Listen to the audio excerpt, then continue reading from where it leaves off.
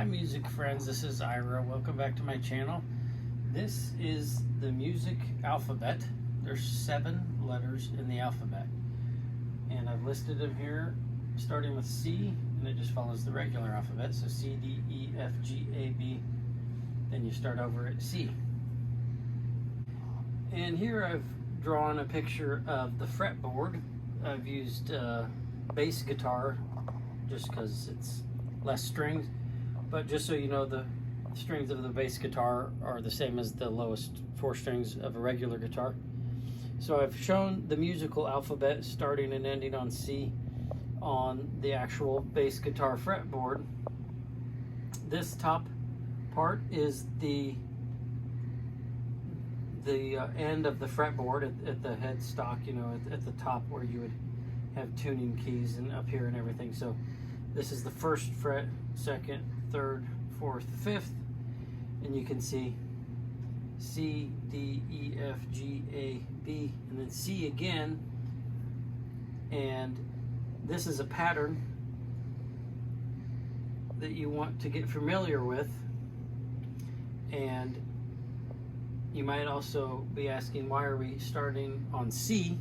And that's because of a reason that we'll explain. Okay, and I also want to introduce another concept of steps in music. There's whole steps and there's half steps. The distance between one fret is a half step, and then it's just like regular math. Going 2 frets is a whole step. So going from C up 1 fret, up another fret, is a whole step, or 2 half steps. And I didn't really mention it, but these horizontal lines are frets. So that's an important concept for what I'm about to explain. So each fret is 1 half step. C, up 2 half steps to D,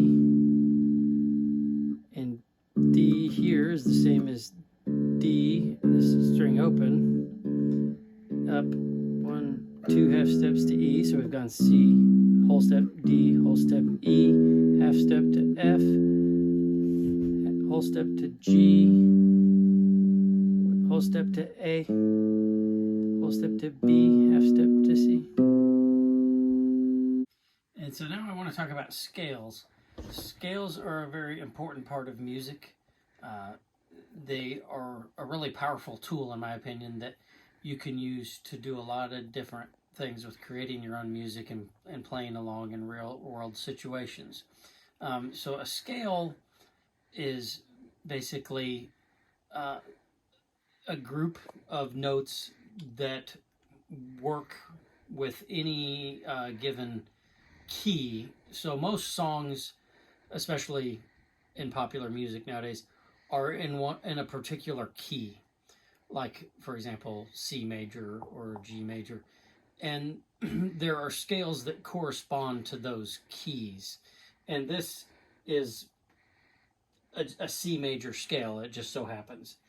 So this is a C major scale, and I'll go into a little bit more about that. Okay, so now we'll combine the concept of the steps and the scale. So a scale is named after the note or the key that it's for, and you can think of the scale as starting and ending on the named note. So for C major, your major scale, the C major scale, you can start on the C note, and then the step for a major scale is whole, whole, half, whole, whole, whole, half. So if you start on C, you go up a whole step, which is 2 half steps or 2 frets. That's a whole step. And then this string, just without pressing any frets, is the same as this note. And that's true across the fretboard for bass guitar. So you think of it kind of like this top of the fretboard is really almost like its own fret that you don't have to press. So you go up 2 half steps or a whole step to D, which is the same as this open note. So you can think of it as you go up another whole step, 1, 2 half steps to E, and then you go a half step, 1 fret to F, then you go up 2 half steps or a whole step to G, then you go up, same concept, the open string is the same as this, so G, 1 half step, another half step, that's a whole step to A, another whole step to B, and a half step ends it where you repeat C again at the octave higher. Okay, and so I just wanted to show you an actual fretboard. I'm just playing this same thing, the same pattern, the same scale. C, D, E, F, G, A, B, C. And you might ask, what about all these other notes? You know, like here, and here, and here, and here, and here. Those are all accidentals, is what they're called, or sharps, or flats. And so that leads me back to why you might be asking why we're starting with C, ending on C, because it is the particular scale or key that has no sharps or flats. Every other key has sharps and sharped and flatted notes in it. So I'm not really sure. I've heard different reasons as to why that is. You would think maybe A major would be the one without sharps or flats, but that's not the case.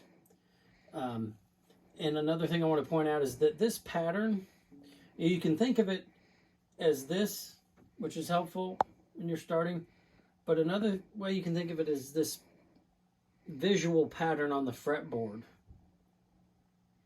You just kind of see that layout. Like, so if you look at the reason that's important is because you can shift that pattern around and play every major scale that way. So watch like C major,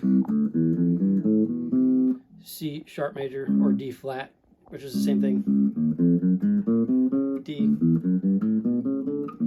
E flat.